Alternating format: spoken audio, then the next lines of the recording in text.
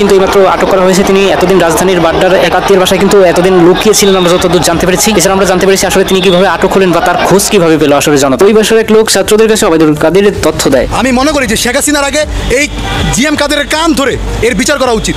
এবং আপনারা দেখবেন রংপুর এবং বিভিন্ন জায়গায় জাতীয় পার্টির অনেক নেতারাও বন্দুক চালিয়েছে, সাধারণ ছাত্রদের হত্যা করেছে। জাতীয় পার্টি কেন ও কিভাবে প্রধান উপদেষ্টার সাথে বৈঠকের সুযোগ পায়? যে জাতীয় পার্টি ছিল আওয়ামী লীগের গত 15 বছরের দুঃশাসনের প্রকাশ্য পাঠ।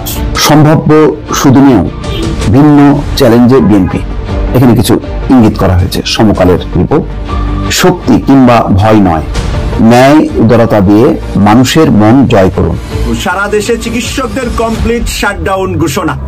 কমপ্লিট শাটডাউন ঘোষণাটা করেছিলেন হাসিনার বিরুদ্ধে ছাত্র সমাজ, আর সেই কথাটা নিয়ে আসছে ডাক্তাররা, চিকিৎসকরা। তাহলে হাসিনা আর চিকিৎসকরা কি সমান হয়ে গেল কিনা? বাংলাদেশ কি ইসলামী রাষ্ট্র হওয়ার দিকে এগোচ্ছে? অন্তর্বর্তী সরকারের দায়িত্ব নিয়ে শেখ হাসিনা এবং আওয়ামী লীগ বিরোধী পদক্ষেপ গ্রহণ করা শুরু করেছেন মোহাম্মদ ইউনূস। জারি রয়েছে একের পর এক মামলা দায়েরের প্রক্রিয়া। শেখ হাসিনার পুত্র সজীব ওয়াজেদ জয় যেই আকাঙ্ক্ষার কথা জানিয়েছেন নির্বাচনের দাবিতে এবং গণতন্ত্র পুনরুদ্ধারের দাবিতে, তারা বিএনপির সঙ্গে কাজ করতে চায়। এটি গত কয়েকদিন আগে আন্তর্জাতিক গণমাধ্যম রয়টার্সকে দিয়ে এক সাক্ষাৎকারে তিনি তার এই মন্তব্যের কথা বলেছেন এবং তার পরিপ্রেক্ষিতে বিএনপির মহাসচিব মির্জা ফখরুল ইসলাম আলম এখন বুঝছেন তো কাল রানীর আমেরিকা সফর পুরাই ফেল। এটা যেমন তেমন ফেল না, সাধারণত ফেল করলে একই ক্লাসের ছাত্রকে রেখে দাও। আসসালামু আলাইকুম সম্মানিত দর্শক, নতুন একটা নিউজ ভিডিওতে আপনাদের জানাচ্ছি স্বাগত। এইমাত্র পাওয়া তাজা এবং গরম খবর। প্রিয় দর্শক বন্ধুরা, আজকের এই ভিডিওতে আপনারা দেখতে চলেছেন জাতীয় পার্টিকে সারা জীবনের জন্য নিষিদ্ধ করা হয়েছে। সেই সাথে সাথে কিন্তু ওবায়দুল কাদের গ্রেফতার হয়েছে, এমন তথ্য কিন্তু জানিয়েছে গণমাধ্যম। প্রিয় দর্শক বন্ধুরা, আজকের এই ভিডিওতে সম্পূর্ণ বিস্তারিতের মাধ্যমে সব কিছু দেখতে পারবেন। তার জন্য এই ভিডিওটি স্কিপ না করে সম্পূর্ণ দেখবেন, অনেক কিছু জানতে পারবেন এবং বুঝতে পারবেন। প্রিয় দর্শক বন্ধুরা, আজকের এই ভিডিওটা খুবই ইন্টারেস্টিং, খুবই গুরুত্বপূর্ণ হতে চলেছে। আমি রিকোয়েস্ট যারা রাখবো, এই ভিডিওটি স্কিপ না করে সম্পূর্ণ দেখবেন, আপনারা চাঞ্চল্যকর তথ্যগুলো জানতে পারেন। প্রিয় দর্শক বন্ধু, চলুন তাহলে এই ভিডিওতে একটি লাইক দিয়ে আমরা ধারাবাহিক সেই বিস্তারিত ভিডিওগুলো একের পর এক মোবাইলের স্ক্রিন থেকে দেখে আসি।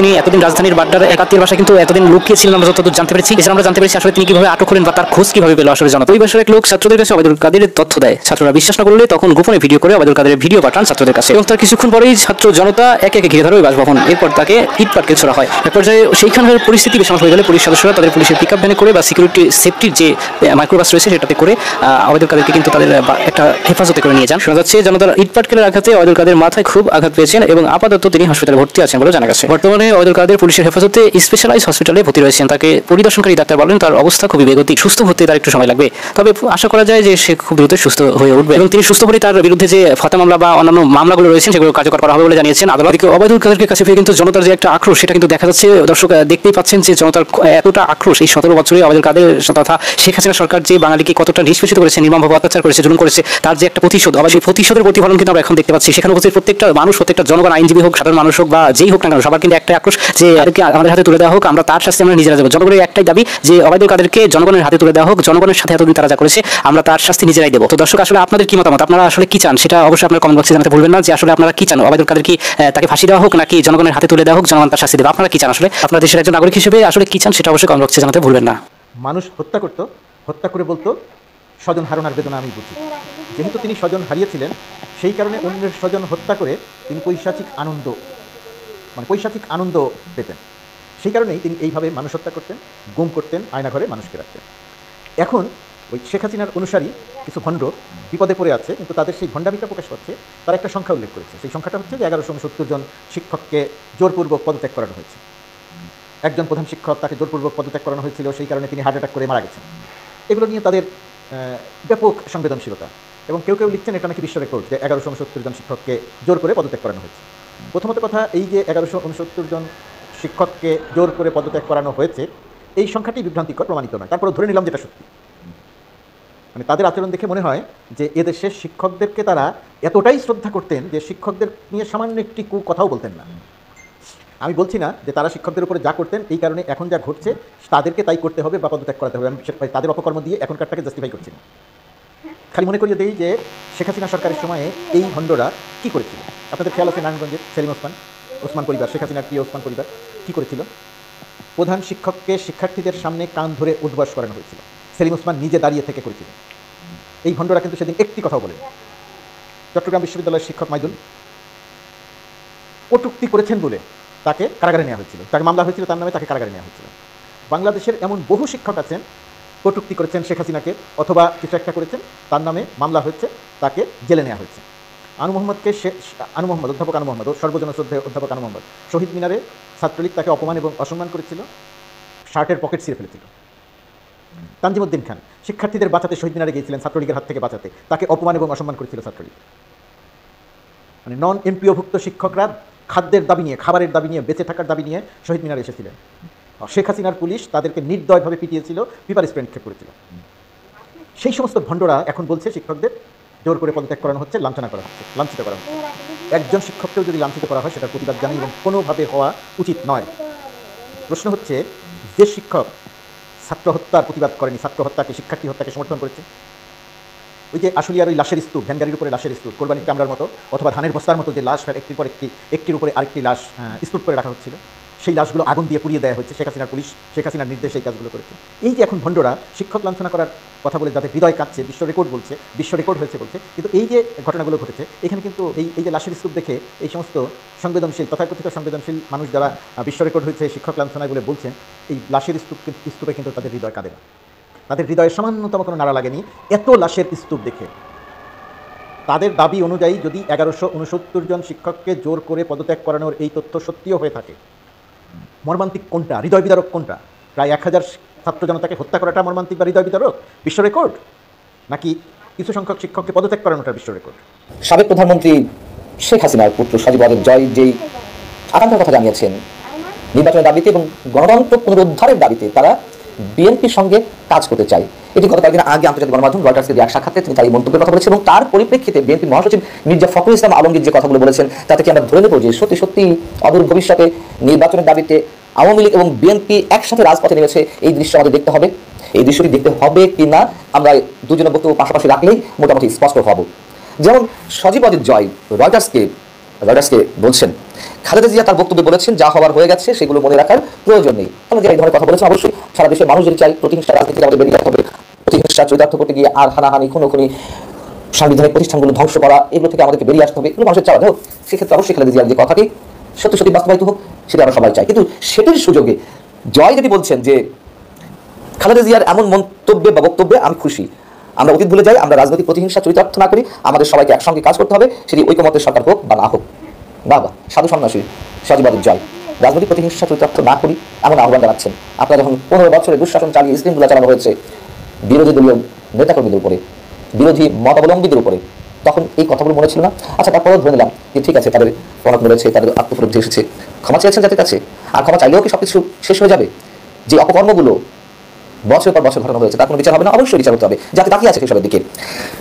সজীব ওয়াজেদ জয় বলছেন যে রয়টার্সকে দেওয়া একই সাক্ষাৎকারে গণতান্ত্রিক লড়াইয়ের জন্য বিএনপির সঙ্গে কাজ করতে ইচ্ছুক আওয়ামী লীগ। একটি গণতান্ত্রিক নির্বাচন আয়োজন ও গণতন্ত্র পুনরুদ্ধারে আমরা বিএনপির সঙ্গে কাজ করতে চাই, আমরা তাদের সঙ্গে কাজ করতে চাই। এটি নিশ্চিত করার জন্য বাংলাদেশ শান্তিপূর্ণ গণতান্ত্রিক পরিবেশ থাকবে, সেখানে অবাধ ও সুষ্ঠু নির্বাচন হবে, এটি নিশ্চয়তা করার কথা তিনি বলছেন। সুন্দর সুন্দর কথা, যে আমাদের মধ্যে নানান ধরনের ইস্যুতে তর্ক থাকতে পারে, বিদ্যমান প্রশ্নের অধিকার, এইগুলো এখন বলা হয়েছে, এগুলো বলে। কিন্তু তার পরিপ্রেক্ষিতে বিএনপি মহাসচিব মির্জা ফখরুল ইসলাম আলমগীর কি বলছেন সেটি একটু পরিধানযোগ্য, আমাদেরকে খুব খেয়াল করে শুনতে হবে। একদিন আগেই গণমাধ্যমে এই বিষয়ে তার প্রতিক্রিয়ার কথা জানিয়েছেন। তিনি বলছেন বিএনপি কখনো মানুষের বিপক্ষে কিছু করেনি, দেশ চালাতে গেলে কিছু ভুল হয়, কিন্তু সেই ভুল দেশ ও মানুষের ক্ষতি করেনি। মিডিয়ায় যে স্বাধীনতা সেটা বিএনপি দিয়েছে, সংসদীয় গণতন্ত্র, মুক্তবাদী অর্থনীতি সেটা বিএনপি দিয়েছে। গত 15 বছরে এগুলো করা হয়েছে। নির্বাচন হোক, তাহলে জনগণই বেছে নেবে কোন দল ক্ষমতায় আসে কিংবা হেরে যায়। এবং মির্জা ফখরুল আরও বলছে যে নির্বাচন যে আসবে তাকে গ্রহণ করতে হবে, নির্বাচনের মাধ্যমে যে আইনটা গ্রহণ করতে হবে। আমাদের আমলে আমরা এমন কোনো আইন করেছি যে আইন গণতন্ত্রের বিরুদ্ধে, নিশ্চয়ই এমন কিছু করা হয়নি। আওয়ামী লীগ দেশকে ধ্বংস করে দিয়েছে, আমাদের স্বাধীনতা চেতনা, অর্থনীতি, রাজনীতি, মূল্যবোধ সব ধ্বংস করে দিয়েছে, ইত্যাদি ইত্যাদি। তিনি অনেক কথা বলেছেন এবং তিনি শেষ পর্যায়ে এসে বলছেন যে আওয়ামী লীগ একদলীয় বাকশাল করেছিল, আমরা বহুদলীয় গণতন্ত্র দিয়েছি। আওয়ামী লীগ সব পত্র পত্রিকা বন্ধ করে দিয়েছে, আমরা সব গণমাধ্যম বা চ্যানেল খুলে দিয়েছি। সুতরাং বিএনপিকে আওয়ামী লীগের সঙ্গে তুলনা করা ইনজাস্টিস টু আজ। আমরা কি ধরে নেব মির্জা ফখরুল ইসলাম আলমগীর বক্তব্যের মধ্য দিয়ে? আমরা ধরে নিতে পারি জয়ের বক্তব্যটি তিনি একেবারে প্রত্যাখ্যান করেননি। জয় যেটি আহ্বান জানিয়েছেন যে নির্বাচনের দাবিতে একসঙ্গে কাজ করতে চাই, একসঙ্গে লড়াই করতে চাই, সেটা তিনি স্পষ্ট করে কিছু বলেননি। কেন বলেননি? এটাই তো সিগনিফিকেন্ট বিষয়, এখানে আমাদের ভাববার বিষয়। একটা নির্বাচনের জন্য বা রোডম্যাপ ঘোষণার জন্য কোন কোন বিষয় সংস্কার হবে, বাকি প্রক্রিয়া কবে নির্বাচন হবে, তার একটা রোডম্যাপ বিএনপির পক্ষ থেকে দাবি করা হচ্ছে। এবং বর্তমান অন্তর্বর্তীকালীন সরকারের পক্ষ থেকে বলা হচ্ছে যে আগে সংস্কারটি হোক বা কিছু সময় দেওয়া হোক। তারা বলছেন যে আমরা একদিনও বেশি ক্ষমতা থাকবো না, জনগণ যা চাইবে আমরা সেটি করবো। কিন্তু বাস্তবতা হচ্ছে এটি যে নির্বাচন নিয়ে বিএনপি একটা দুশ্চিন্তার মধ্যে পড়ে গেছে, দুর্ভাবনার মধ্যে পড়ে গেছে। যত বেশি দেরি হবে তাদের কাছে মনে হচ্ছে যে এটি চ্যালেঞ্জিং বিষয়, যেটি এর আগেও বিএনপি ভারপ্রাপ্ত চেয়ারম্যান তারেক রহমান তিনি নিজে উল্লেখ করেছেন যে বিএনপির সামনে ইতিহাসের সবচেয়ে কঠিন পরীক্ষা হিসেবে এই নির্বাচনটি আসছে। নিশ্চয়ই তার এই কথা অনেক ধরনের তাৎপর্য রয়েছে।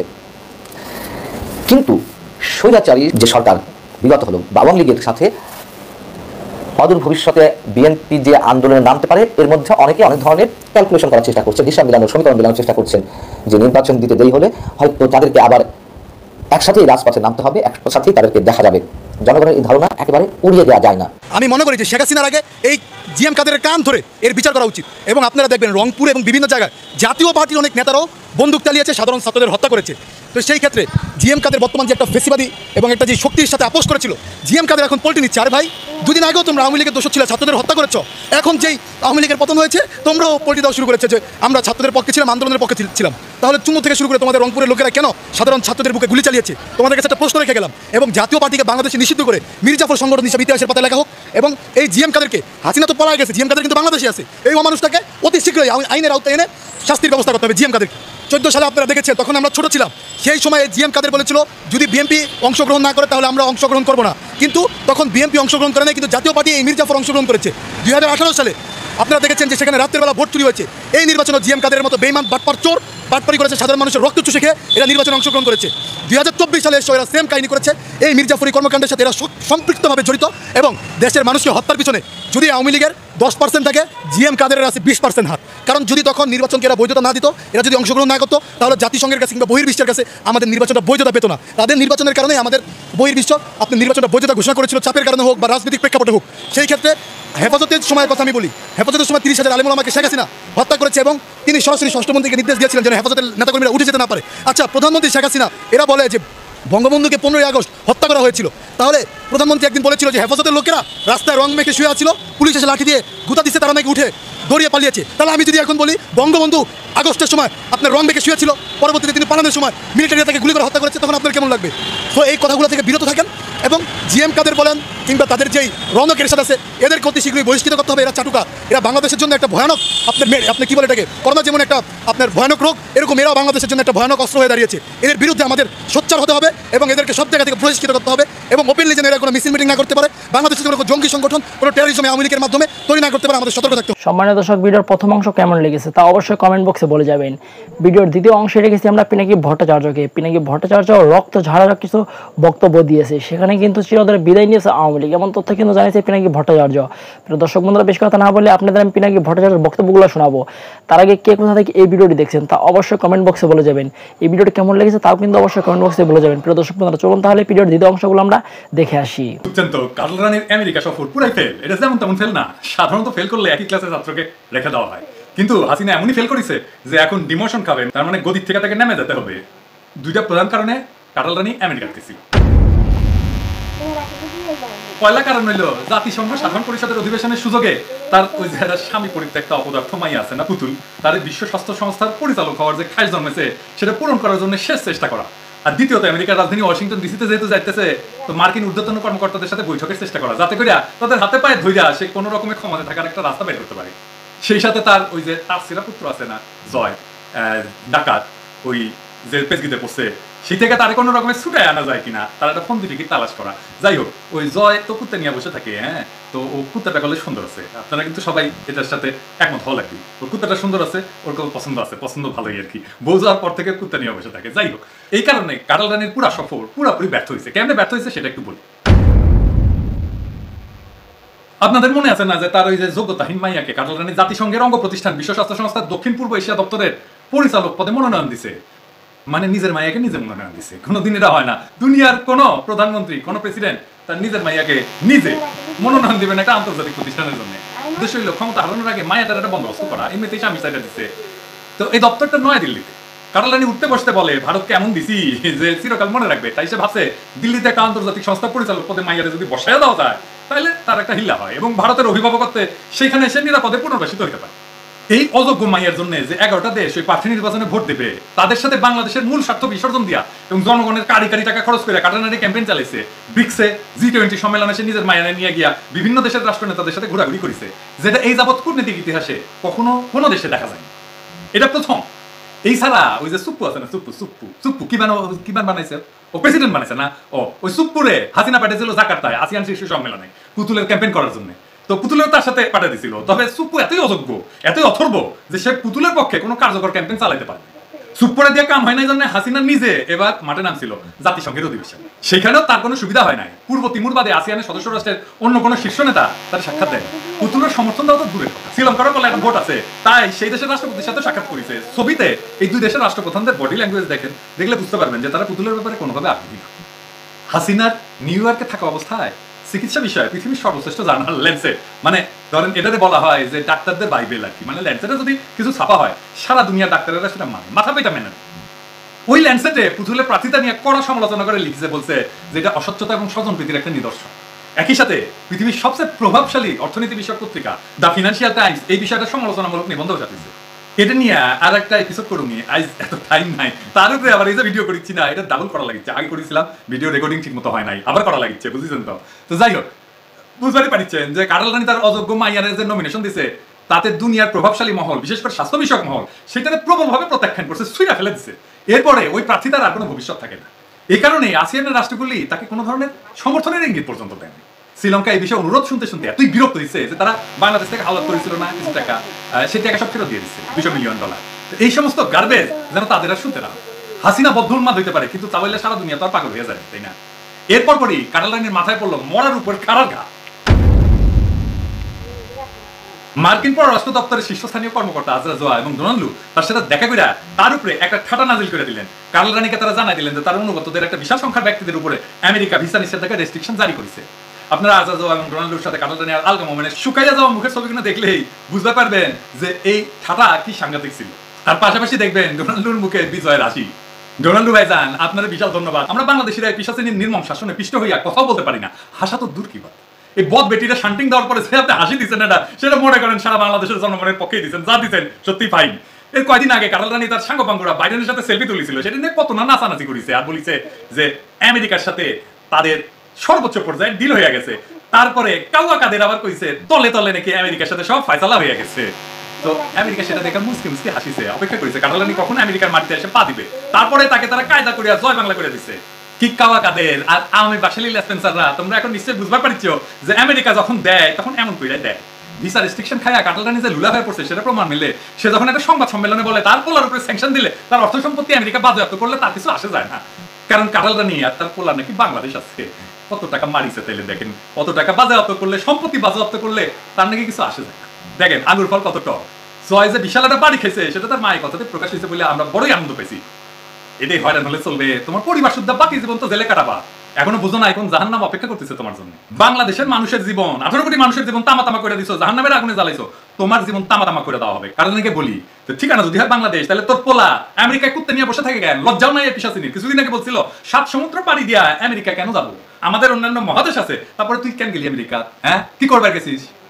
ভিসা রেস্ট্রিকশনে বাড়ি খেয়া সকল লাজ লজ্জা বিসর্জন দিয়া লুলা অবস্থায় কাটাল রানী হাজির হয় ওয়াশিংটনে।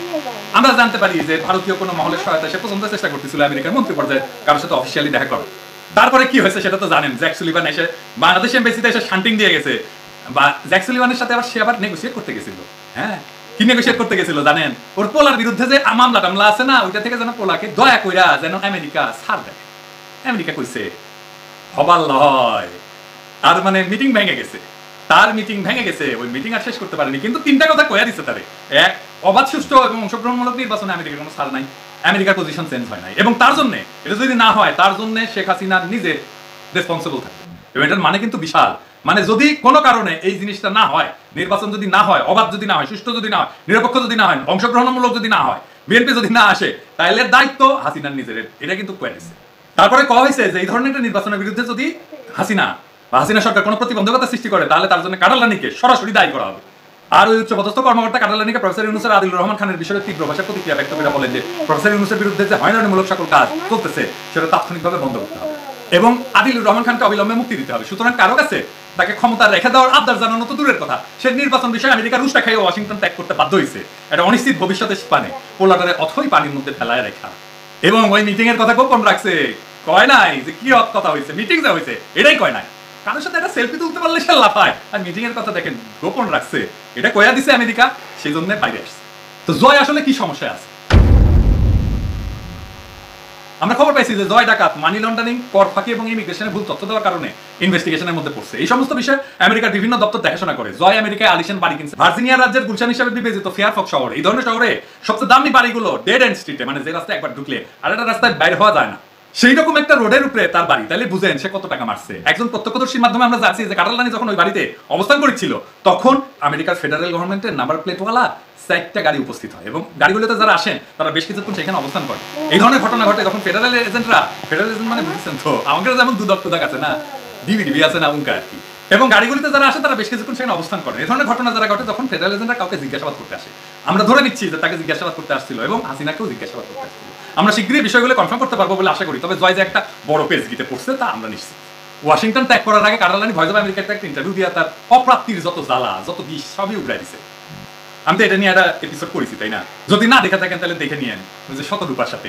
তো যাই হোক, আমেরিকার উদ্দেশ্যে সে বলে স্যাংশন দিলে আমেরিকায় আসবো না, না আসলে কি আসে যায়, আমাদের দেশে এখন যথেষ্ট কর্মসংস্থানের সুযোগ আছে, কাজেই আমরা দেখবো কি করে। তা চিন্তা করে দেশের স্বার্থের প্রতি কতটুকু দায়িত্ব জ্ঞানী হলে কেউ এই ধরনের কথা বলে। ইউরোপ আমেরিকায় রপ্তানি করে চলে আমাদের দেশের কারখানাগুলি, সেখানে এই কারণে কর্মসংস্থান হয়। টুঙ্গি পাড়ার কবর পূজা কইরা কোনো কর্মসংস্থান হয় না। আমেরিকা যদি এটা শুনে আরেকটু টাইপ দেয় তাহলে কর্মসংস্থান তো কাটাল রানীর হাসিনার মধ্যে ঢুকে যাবে।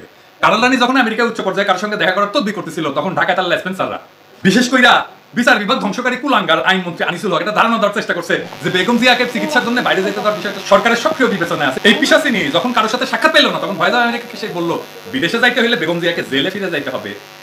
এই বেআইনি মন্ত্রী আনিসুল হক খালেদা জিয়ার আবেদন নাকচ করে দিল।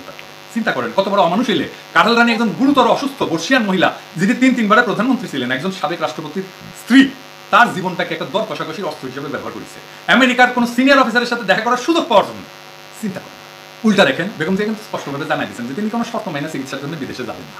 এটাই হইল বেগম জিয়ার সাথে কাটাল রানীর কথা। ওই যে কয় না যে কোথায় রাজরানী আর কোথায় সুকমা রানী, তো বেগম জিয়া হইতেছে রাজরানী আর কাটাল রানী হইতেছে সুকমা রানী। সে যখন দেশে ফিরে আসছে এখন কিন্তু সেটা মরণ কামড় দেওয়ার চেষ্টা করবে, এটা মারপিট শুরু করবে। এটা শুনে ডরায় যায় না, আমি এটা অনেক আগে থেকেই কই আসতেছি যে ওই মরণ কামড় দিবে। মরণ কামড় মরার লক্ষণ, মরণ কামড় দিছে মানে ওর মরণ কাছে এসেছে। সে কোনো প্রকার একটা নিশিরাতের ভোট করার চেষ্টা করবে, সেটার জন্য জাতিকে যত বড় মূল্য দিতে হোক না কেন। এই কাজে সে ব্যবহার করবে প্রশাসন, আদালত, পুলিশকে, বিশেষ করে পুলিশের 1 ডজন কর্মকর্তা। এদেরকে নাম দিছি ডার্টি ডজন। হ্যাঁ, তো এই নামে একটা সিনেমাও আছে। যাই হোক, তাদেরকে সে লেলাইয়া দিবে গণতন্ত্র, মানবাধিকার এবং অবাধ সুষ্ঠু অংশগ্রহণমূলক নির্বাচনের দাবিতে যারা মাঠে নামছে তাদের বিরুদ্ধে। কারা কারা আছেন এই ডার্টি ডজনের মধ্যে? এই যে 1 নাম্বার বিপ্লব কুমার, 2 নাম্বার জয়দেব কুমার ভদ্র, 3 নাম্বার মোল্লা নজরুল ইসলাম, 4 নাম্বার কৃষ্ণপদ রায়। এই কৃষ্ণপদ রায় কলে ছাত্র ইউনিয়ন করেছে। আঙ্কেল একটু সিনিয়র মনিরুল ইসলাম, হ্যাঁ এটা আবার কলে সমাজতান্ত্রিক ছাত্রফ্রন্ট করেছিল। খুরশেদ হোসেন, হাবিবুর রহমান, সৈয়দ নজরুল ইসলাম, আতিকুল ইসলাম, মামুন মানে ওই আইজিপি যে আর কি, তারপরে কামরুল হাসান, হারুনুর রশিদ মানে ভাতের হোটেলের হারুন। এর মধ্যে আইজিপি সব তো আগে থেকে স্যাংশন খেয়ে বসে আছেন। বাকিদের মধ্যে অনেকে ইতিমধ্যে ভিসা রেস্ট্রিকশন খাইছে। কি ভাইজান খাইছেন না? আলহামদুলিল্লাহ, আরো খাইবেন, কেবল তো শুরু, এখনো শেষ হয় নাই। তো এই ডার্টি ডজনরে বলি এখনো সময় আছে, আপনারা বসে আসেন। আমেরিকা আপনার নেত্রীর সাথে ওয়াশিংটনে কোনো আনুষ্ঠানিক সাক্ষাৎ দেয় নাই, একটা সাক্ষাৎ দিছে, সেটা এমবাসিতে আইসা বইলা গেছে কি করতে হবে। এই যে ট্রিটমেন্ট করলো আমেরিকা, তারে কাটাল রানীর নাম তাদের খাতা থেকে খারিজ করে দিচ্ছে। এরপর পরে সে আমেরিকার বিরুদ্ধে উন্মাদের মতো কথা বলা শুরু করেছে। আমেরিকার সাথে পাঙ্গা দিয়া কেউ টিকে থাকতে পারে না, এটুকু বোঝার মতো আক্কেল নিশ্চয়ই আপনার আছে। পৃথিবীর সবচেয়ে বড় পরাশক্তি, তার সাথে গুলতি নিয়ে লাগছেন আপনি। আপনাদের সাথে তো দেশের মানুষও নাই, দেশের মানুষ যদি থাকলো নি তাও না একটা ফাইট দিবার পারলেন। ওই যে সাদ্দাম হোসেনের সাথে দেশের মানুষ ছিল, তো আপনার সাথে তো কেউ নাই। একটা এক্সপায়ার্ড মালের লাঠিয়ালের ভূমিকা পালন করে আপনারা কেবল আপনাদের নিজেদেরই না, নিজেদের পরিবারের এবং ভবিষ্যৎ বংশধরের যে কি ক্ষতি করবেন সেটা একবার ভাইবা দেখতে বলি। কি ক্ষতি করবেন শুনে। এই যে আমেরিকা ভিসা রেস্ট্রিকশন দিচ্ছে সেটা আপনাদের বিষয়ে সাক্ষ্য প্রমাণ ভালোভাবে পর্যালোচনা করার পরে আপনি ভালো কইরা আমেরিকা স্টেট ডিপার্টমেন্টের ঘোষণাটা পড়ে দেখেন, সেখানে কথাটা বলা আছে। এইটার মানে হলো যারা রেস্ট্রিকশন খাইছে বা খাবে তাদের প্রত্যেকের উপরে আমেরিকা একটা ফাইল তৈরি করেছে। আপনারা করেন না ফাইল, আমাদের নামে করেন নাই ফাইল, উনকা ফাইল আপনাদের নামে তৈরি হয়েছে। আপনারা তো ভালো করে জানেন যে আমাদের দেশে পুলিশ, এনএসআই, ডিবি, ডিজিএফআই যদি কারোর নামে একটা ফাইল খুলে তাহলে সেই লোকের খাওয়া দাওয়া ঘুম সবই লাটে উঠে যায়। আমার নামে একটা ডিজিএফআই ফাইল খুলেছিল, আমার দেশ তারা লাগিছে। তাও তো আমি তো একজন অ্যাক্টিভিস্ট, আমার তো সারা দুনিয়ার জায়গা আছে, তাই না? আমি তো রিফিউজি স্ট্যাটাস পাইছি। হ্যাঁ, আমরা প্রোটেক্ট করবে, জাতিসংঘ প্রোটেক্ট করবে, আপনাকে প্রোটেক্ট করবে। আপনি তো দুর্বৃত্ত। এই ফাইল না উঠে নিলে আমি যেমন ফেরত পাবো না দেশের শিক্ষা। এই ফাইলের দুশ্চিন্তায় যাদের ফাইল হয়, যাদের নামে ফাইল করেছেন তাদের জীবন হারাম নিয়ে আসে। এইবার আপনাদের নামে বিশ্বের সবচাইতে শক্তিধর দেশের পররাষ্ট্র দপ্তর, জাতীয় নিরাপত্তা দপ্তর, গোয়েন্দা সংস্থাগুলিতে ফাইল খোলা হয়েছে। এই ফাইল শুধু আপনাদের নামই না, আপনার স্ত্রী আছে, সন্তান আছে, সবাই এই ফাইলের আওতায় পড়বে। হ্যাঁ, আমার বাসার লোক পাঠান, হ্যাঁ আমার কি কি সম্পত্তি আছে, আমার আত্মীয় স্বজনকে তারা লিস্টি করেন মাসের পর মাস। দেখেন ঢুকাই দেবে, এবার তোর লিস্টি ঢুকে দেবে। তো ভিসা রেস্ট্রিকশন তো খাবো তুই, তোর পোলা বউ সবাই আমেরিকা বা অন্য কোনো পশ্চিমা দেশে ভিসা নিতে গেলে ধরা খাবে, নাতি নাতনিও ধরা খাবে। কোনোদিন যদি ভিসা নিতে যায় তাহলে পিতা মাতা হিসেবে তোর পোলা পানের নাম আসবে, তাই না? পোলা মাইয়ার নাম আসবে। দেখবে যে ভিসা রেস্ট্রিকশন খাইছিল ওর পোলা আমরা কেন দিব? নাতি নাতনিও দেশের বাইরে যেতে পারবে না, ভিসা পাবে না। এই যে একটা কঠিন জাল, তার থেকে বাইরে হওয়ার কোনো উপায় নাই। হ্যাঁ, আপনারা আয়না ঘর বানাইছেন না, তাই না? আমেরিকা যে আপনাদের নামে ফাইল নামের আয়না ঘর বানাইছে, তাতে আপনি, আপনার স্ত্রী, সন্তান, নাতিপুতি বছরের পর বছর, দশকের পর দশক, প্রজন্মের পর প্রজন্ম বন্দী হইয়া থাকবে। মনে থাকে যান। তবে এটা থেকে বাঁচার একটা উপায় আছে, যদি আমার কথা শুনেন। এখন তো গালাগালি করেছি, একটা বুদ্ধি দিন। আমার ধারণা কাটালানি উন্মাদ হইলেও আপনাদের মধ্যে কেউ কেউ কমন সেন্স আছে, নিজের বুদ্ধি বিবেচনা এটা করতে পারে। আপনারা যদি আপনাদের কর্মকাণ্ড দিয়ে আমেরিকা এবং পশ্চিমা শক্তিগুলির কাছে আগামী দিনগুলোতে একটা বিশ্বাসযোগ্য প্রমাণ হাজির করতে পারেন যে আপনারা অবাধ, সুষ্ঠু এবং অংশগ্রহণমূলক নির্বাচনের প্রতিবন্ধকতা হইয়া দাঁড়ান নাই এবং গণতন্ত্র মানবাধিকারের বিরুদ্ধে কাটালানির বরকন্দাজ হইয়া মাঠে নামেন নাই, তাইলে আপনাদের এই রেস্ট্রিকশন একদিন তুলে নেওয়া হবে। এটা অনেক ক্ষেত্রে করা হয়েছে। ফাইল ধ্বংস করা হবে না, কিন্তু সেটা ইনঅ্যাক্টিভ করে রাখা হবে। আপনারা যে জঘন্য অপরাধ করেছেন তাতে আপনাদেরকে ক্ষমার দৃষ্টিতে দেখা খুবই কঠিন। তবুও দেশে একটা ক্রান্তি লগ্নে প্রবেশ করেছে, তাই আপনাদেরকে একটা সদুপদেশ দেওয়ার একটা প্রয়োজনীয়তা বোধ করেছি। আপনারা আপনাদের পরিবারের সাথে ডাইনিং টেবিলে বসে খাওয়ার সময় আমেরিকার অ্যাকশনের যে ভয়াবহ পরিণতি, যাকে বলে আপনাকে না বরঞ্চ পুরো পরিবারকে জন্মান্তরে তাড়া করে ফিরবে, সেটা নিয়ে আলোচনা করবেন। দেখেন আপনার পরিবারের সদস্যরা কি বলে। একটা দ্রুত পতনশীল স্বৈরাচারের সপক্ষে দাঁড়াইয়া নিজের এবং পরিবারের ভবিষ্যৎ অগ্নিকুণ্ডের মধ্যে নিক্ষেপ করার মধ্যে কোনো বীরত্ব নাই। এটা নরাধম এবং কাপুরুষের কাজ। এই শেষ পর্যায়ে যদি সিধা হয়ে যান এবং দেশের মানুষের বিরুদ্ধে আপনার অত্যাচার এবং নিপীড়নের যন্ত্র পরিহার করেন, তাহলে আপনারা আমেরিকার হাত থেকে এবং বাংলাদেশের আপন মানুষের মনে দীর্ঘদিন জমে থাকা তীব্র ক্ষতের হাত থেকে বাইসা গেলেও যেতে পারে। আমি আপনাদের আগে কোনোদিন উপদেশ দিই না, কারণ আপনাদেরকে আমি জঘন্য প্রকৃতির এবং অমানুষ হিসেবে বিবেচনা করি। আজকের পরে আমি আপনাদেরকে আর কোনো ধরনের উপদেশ দেব না। শুধু এইবার যা বললাম সেটা একবার ভাইবা দেখেন, নিজে ভাবেন, বউ পোলাপান নিয়ে ভাইবা দেখেন। এরপরে আবার কইয়েন না যে সময় থাকতে। প্রিয় দেশবাসী, শুরু থেকে শেষ পর্যন্ত যারা এই ভিডিওটি দেখেছেন সকলকে জানাই অসংখ্য অসংখ্য ধন্যবাদ। যারা এরকম নিউজ ভিডিও পেতে পছন্দ করেন তারা অবশ্যই এই চ্যানেলটি সাবস্ক্রাইব করে পাশে থাকা বেল আইকনটি বাজিয়ে দিবেন। যারা এখন এই ভিডিওটি শেয়ার করেননি, এই ভিডিওটি দ্রুত শেয়ার করে সকলকে দেখার সুযোগ করে দিন। আজকের মতন এই পর্যন্ত দেখা হচ্ছে পরবর্তী কোনো ভিডিও নিয়ে, ইনশাল্লাহ।